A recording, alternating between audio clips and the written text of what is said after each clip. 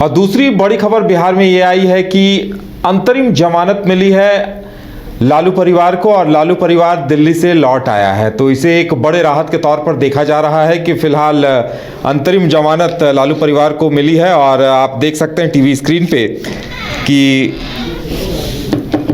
राबड़ी देवी लौटी हैं, उनके साथ बताया जा रहा है कि मीसा भारती भी लौट आई हैं और इसे एक अंतरिम राहत के तौर पर देखा जा रहा है। इसके क्या कुछ सियासी असर होंगे, क्योंकि बिहार में अभी सियासत भी अपने चरम पर है और ऐसे में कहा जा सकता है कि लालू परिवार को जमानत मिलना थोड़ी सी उनके लिए राहत भरी खबर है।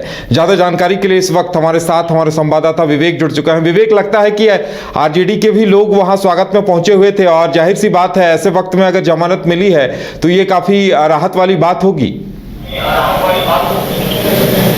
जी बिल्कुल उदय, जो लगातार जो कही जाए तो महागठबंधन की सरकार जाने के बाद जो लालू परिवार पर लगातार ईडी और इसके साथ साथ जो तमाम जो एजेंसियां का शिकंजा कसने ते नज़र दिख रही है। और ऐसे में आज जो उनकी पेशी होना था रॉज एवेन्यू कोर्ट में, और ऐसे में जो अंतरिम जो कही जाए तो तक उन लोगों को जमानत दे दी गई, लेकिन जो बेल बॉन्ड था वो बेल बॉन्ड साइन करवा कर लोगों को जमानत दी गई है। मीसा भारती हो, राबड़ी देवी हो, उसके साथ साथ जो हृदयानंद हो, उनको सभी लोगों को जो कही जाए तो जमानत दे दी गई है। 1 लाख का बॉन्ड साइन करवाया गया। उसके साथ साथ जो कही जाए तो ये लोग रेगुलर जो थे रेगुलर फाइल करते आ रहे थे सारा कागजात, इसकी वजह से इन लोगों का बेल दी गई है। और ऐसे में जो कही जाए तो अगली जो सुनवाई है उसका जो तारीख रखा गया है जो 28 फरवरी को अगली सुनवाई होगी। लेकिन जो कही जाए तो लालू परिवार के जितने भी सदस्य हैं, लगातार सभी सदस्य जो इस केस से जुड़ी हुई जो मामले हैं लैंड फॉर जॉब मामले से,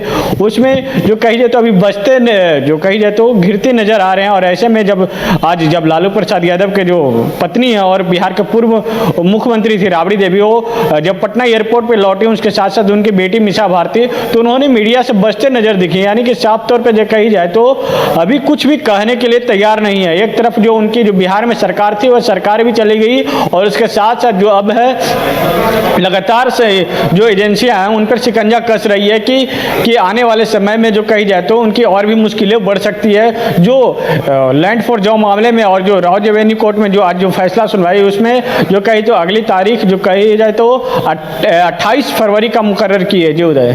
हाँ बिल्कुल, लेकिन लगता है कि इसमें तेजस्वी यादव से भी पूछताछ हो रही है और ऐसे में उन्हें राहत के आसार कम दिखाई दे रहे हैं, क्योंकि इन्हें अगर राहत मिला है तो उनसे लगता है कि अब सीबीआई इस मामले में पूछताछ भी करेगी और आगे कार्रवाई भी करेगी।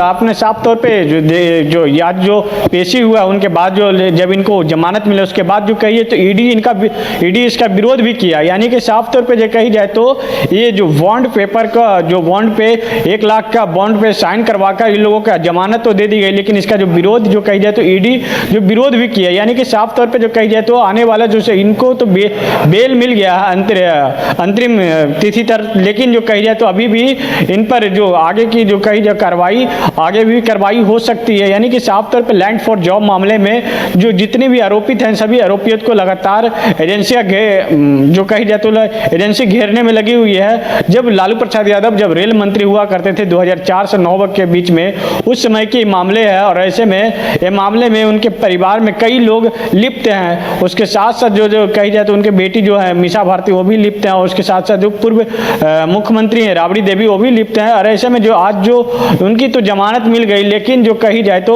अभी जमानत उतनी कारगर नहीं कह सकते कि जमानत पूरी तरीके से मिल गई, लेकिन आने वाले समय में कही जाए तो इनको मुश्किलें बढ़ सकती है। जी उदय। चलिए विवेक, हमारे साथ जुड़ने के लिए और तमाम जानकारी देने के लिए आपका बहुत बहुत धन्यवाद। तो अगली सुनवाई इस पर 28 फरवरी को होनी है और देखने वाली बात यह होगी कि जब सुनवाई होगी तो उस वक्त क्या होता है।